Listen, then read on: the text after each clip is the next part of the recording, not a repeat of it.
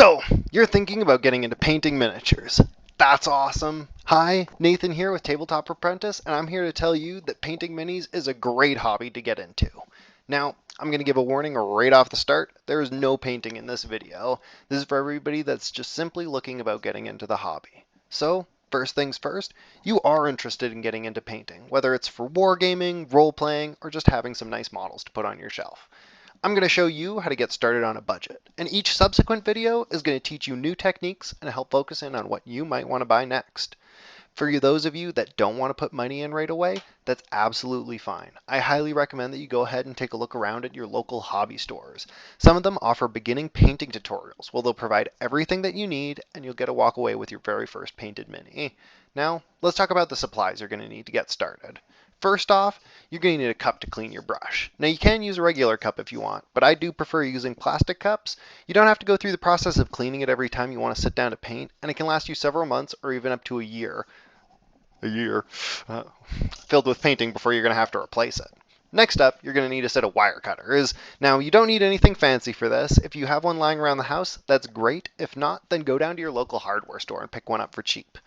You can get special hobby clippers, but it's usually going to cost you twice as much, so I recommend you go ahead and get yourself a cheap one because there's almost no difference.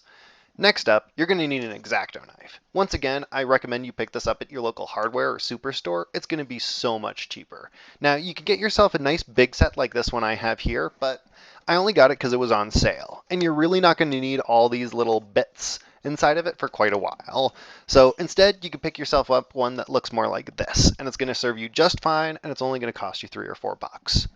Next up, you're going to need a set of files, or a single file. Now, this can be harder to find at a hardware store because you're going to want something nice and small file for your models. So I picked mine up from a local hobby store. One of the most important things to look for is that it has a nice fine pointed tip to it so that you can really get into the crooks and crannies of your models. Next up is glue. Now, it does depend on what kind of models that you're going to be painting for the type of glue you're going to need. If you're painting plastic models, then you're going to want plastic cementing glue like this. This one's Tamiya cement glue, and it is one of my preferred choices. It's nice and cheap, it's got some great quality to it, and it even comes with its own little applicator brush to make things easy on you. But if you're painting metal models, you're going to need to pick up some super glue.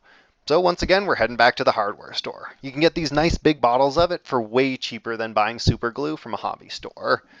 Next up is your light source. That's one of the most important things when you're getting down to painting.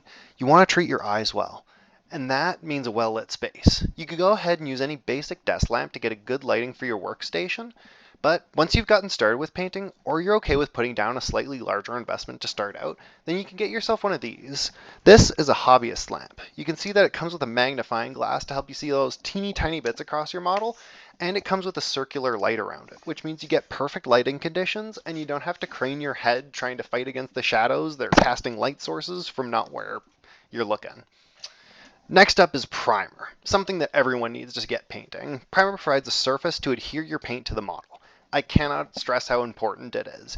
Do not paint models without priming them. Trust me, it does not work in the long run. So go ahead down to your local hobby store and take a look around.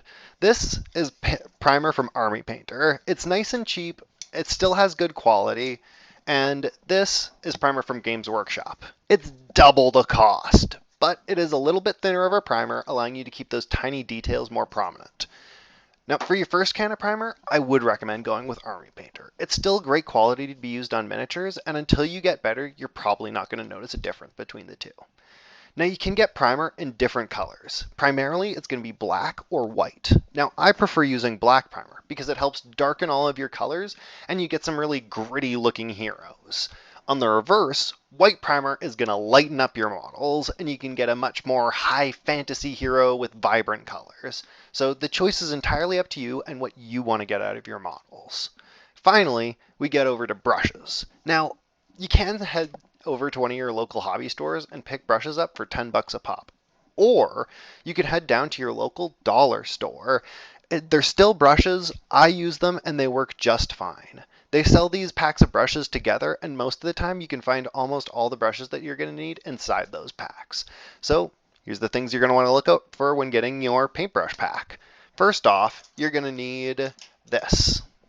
This is a base brush. It's relatively thick and it comes to a point at the top. You don't want anything super fine for this one because it's going to be used to apply a majority of your paint. Next up, you're going to need a dry brush. Now, mine's seen a lot of uses, so its bristles are pretty frayed, but the example can still stand. It's going to be a square brush that is relatively thin and flat. Now, if you can find a pack with 2 of these in it, that's the best thing you can get. You're going to want one that's larger, like this one, and you're going to want a smaller one. If you can only find one of these in your pack, I recommend going for one that's smaller over larger. Having larger ones is just going to save you time when you're painting.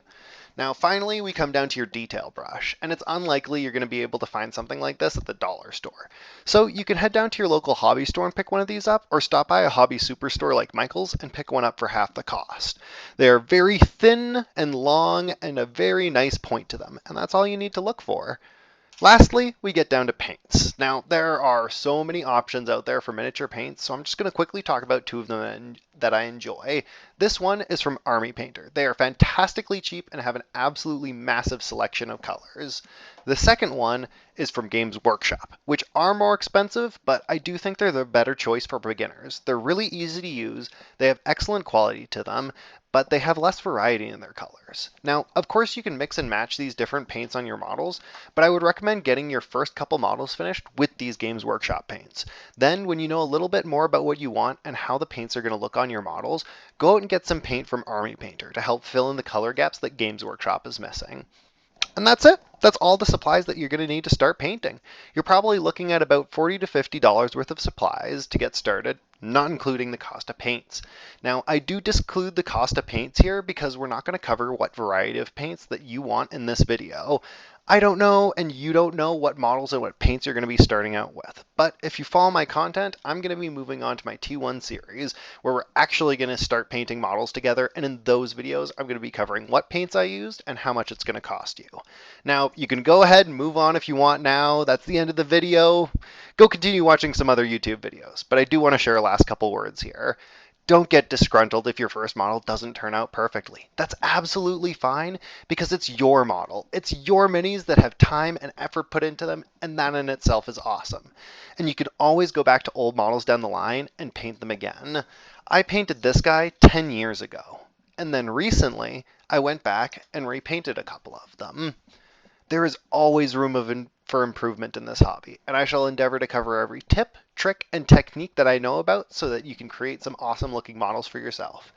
Thanks for watching. If you want to go ahead and hit the subscribe button down here or over here, you can keep up to date as we move on to some actual painting tutorials in the future.